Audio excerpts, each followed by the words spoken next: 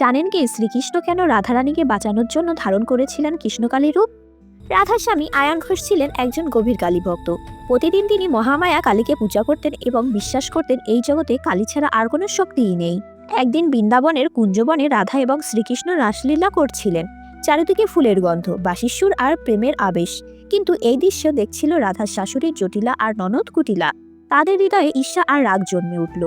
তারা তৎক্ষণাৎ গিয়ে খবর দিল রাধার স্বামী আয়ান ঘোষকে। জটিলা বলল, তুমি কি জানো রাধা কোথায়? সে এখন কুঞ্জবনে কৃষ্ণের সঙ্গে রাসলীলা করছে। এ কথা শুনে কালীভক্ত আয়ান ঘোষ রাগে চিৎকার করে উঠল। সে বলল, আমি নিজেই দেখে আসছি। জটিলা আর কুটিলাকে সঙ্গে নিয়ে রাগান্বিত আয়ান ঘোষ কুঞ্জবনের দিকে রওনা দিল।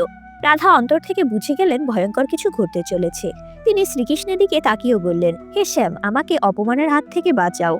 হঠাৎ আকাশ কালো অন্ধকার হয়ে গেল, বজ্রপাত শুরু হলো, বাতাসে ভয়ঙ্কর গর্জন। শ্রীকৃষ্ণের দেহ থেকে বেরিয়ে এলো মহামায়া শক্তি। তিনি ভয়ঙ্কর কালীরূপ ধারণ করলেন। চোখ অগ্নির মতো, হাতে ত্রিশূল ও খড়গ, গলায় নরমুণ্ডমালা। ঠিক তখন কুঞ্জবনে এসে পৌঁছালো আয়ান ঘোষ। আয়ান ঘোষের চোখ ভিজে গেল। তিনি বললেন, যে নারী কালীকে পূজা করে সে কখনোই অপবিত্র হতে পারে না। তার রাগ গলে গেল, রাধার প্রতি তার শ্রদ্ধা জন্মালো। এইভাবেই জন্ম নিল বৃন্দাবনের কৃষ্ণকালী মায়ের পূজা। ভিডিওটি ভালো লাগলে রাধিকা চ্যানেল সাবস্ক্রাইব করে পাশে থাকুন। আপনি যদি রাধাকৃষ্ণের ভক্ত হন তাহলে কমেন্টে অবশ্যই লিখুন রাধে রাধে।